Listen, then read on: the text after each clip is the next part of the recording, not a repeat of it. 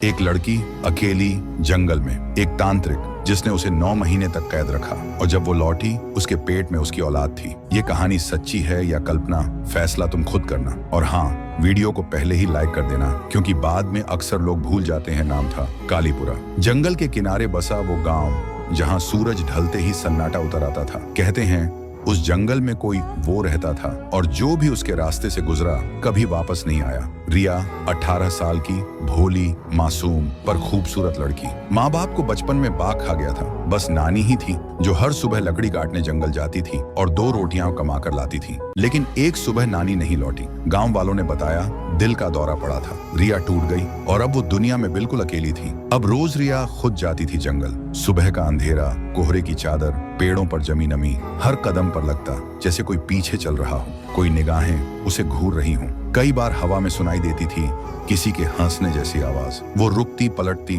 पर पीछे कुछ नहीं होता। डरती थी लेकिन भूख और गरीबी उससे बड़ी थी। एक दिन वो रुकी। दूर एक बरगद के नीचे सफेद धोती में एक साधु खड़ा था। काला तिलक, लाल आंखें और मुस्कान, जैसे शिकारी शिकार को देख रहा हो। रिया सिहर उठी। तभी उसकी आवाज आई, बेटी लकड़ी छोड़, आज तुझे कुछ और मिलेगा। रिया का दिल जोर जोर से धड़कने लगा। वो भागी, घर पहुंची और दरवाजा बंद कर लिया। रात को जब आंख लगी तो सपना आया। वही साधु नानी को गोद में लिए खड़ा था। बोला, आजा बेटी, तेरी नानी तुझसे मिलना चाहती है। रिया के आंसू रुक नहीं रहे थे और दिल में फिर उम्मीद जागी। अगले दिन रिया वापस उसी जगह गई। तांत्रिक मुस्कुराया और बोला, तेरी नानी भटक रही है, बस एक पूजा, फिर वो चैन पाएगी। रिया ने सिर हिलाया। पहली पूजा, उसकी अपनी उंगली से खून की बूंद। दूसरी, एक काला मुर्गा। तीसरी, कब्र की मिट्टी। हर रात एक नई शर्त। हर रात वो कहता, बस आखिरी बाकी है। रिया के शरीर पर थकान और मन पर डर की परतें चढ़ती जा रही थी, लेकिन वो चाहती थी नानी को शांति मिले। 30वें दिन की रात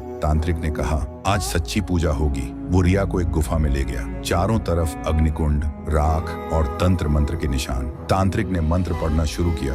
हवा भारी हो गई।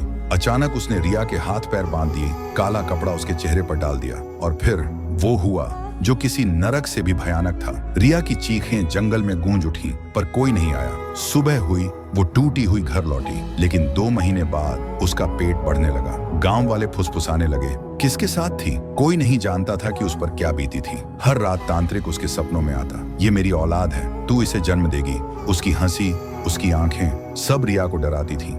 7वें महीने बच्चे ने हरकत की, लेकिन वो हरकत इंसान जैसी नहीं थी। रिया को महसूस हुआ पेट के अंदर कोई उसके नाखूनों से खरोंच रहा है। 8वें महीने वो आवाज सुनाई दी, माँ मैं आ रहा हूँ। रिया पागल सी हो गई। उसके बाल बिखर गए, आंखें सुर्ख हो गईं। वो खुद से बातें करती, खुद पर हंसती, फिर रोती। 9वें महीने की रात भयंकर तूफान था। रिया को दर्द शुरू हुआ और तभी तांत्रिक की आवाज आई, गुफा में आ, मेरा वारिस तैयार है। वो किसी जादू के असर में गुफा की ओर बढ़ी। अंदर वही अग्निकुंड जल रहा था और फिर जन्म हुआ। पर वो बच्चा इंसान नहीं था। उसके काले पंख थे, लाल आंखें, नुकीले दांत। वो तड़प रहा था जैसे किसी और दुनिया का हो। तांत्रिक हंस रहा था, मेरा वारिस अमर होगा। लेकिन रिया ने कुल्हाड़ी उठा ली। पहला वार बच्चे के गले पर, दूसरा वार तांत्रिक के सीने में। पूरा जंगल हिल गया। काला धुआं उठा, चीखें गूंजी और दोनों पत्थर बन गए। सुबह हुई, रिया जिंदा थी पर अंदर से मर चुकी थी। गांव वालों ने उसे चुड़ैल कहा, लेकिन जंगल में आज भी 2 पत्थर हैं, एक बड़ा